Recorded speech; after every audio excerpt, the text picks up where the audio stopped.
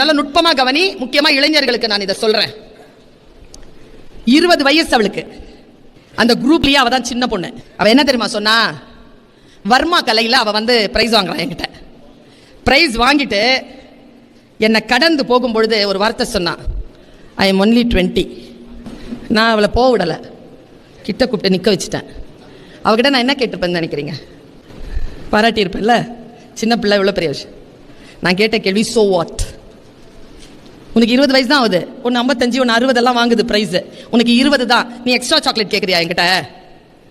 20 வயசுலேயே நான் ஜெயிச்சிட்டேன், 20 வயசுல பெரிய விஷயத்தை நான் சாதிச்சிட்டேன், அதனால 60க்கு முன்னால என்ன நீங்க வந்து கொண்டாடுங்க. நோ.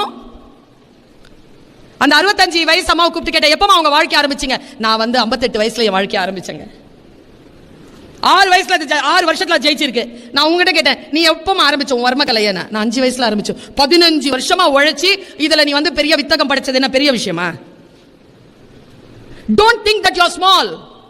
நான் இவ்வளோன்னு இருக்கிறேன், நான் சின்னவ, எனக்கு இவ்வளோலாம் வேணும். நோ. கலைஞர் அவர்கள் தன்னுடைய வாழ்க்கையை தேடி அரசியல் பயணத்திற்கு வெளியில் கிளம்பிய பொழுது அவருக்கு வயது 13. சாணக்கியனை கை காட்டி கேட்கிறாங்க, நீ வந்து படிக்கிறதுக்கு லாயக்கெல்லாம், உன் கையில வந்து அந்த கல்வி ரேகை இல்லைன்னு உடனே அவர்கிட்ட கேட்டாராம், சாணக்கியன் கேட்டாரா, அவர் குருநாதர் கிட்ட, இதுல எங்க அந்த ரேகை வரும்னு. அவருக்கு ஏதோ கோடி கிழிச்சு காய்ச்சிருக்காரு, இங்க தான் அந்த ரேகை வரும்னு. தன்னுடைய இடுப்புல வச்சு இந்த குறுக்க வாத்தியை எடுத்து அதை கிழிச்சிட்டு, இப்போ ரேகை வந்துருச்சு, இப்போ நான் படிக்கலாமான்னு கேட்டாராம் சாணக்கியன்.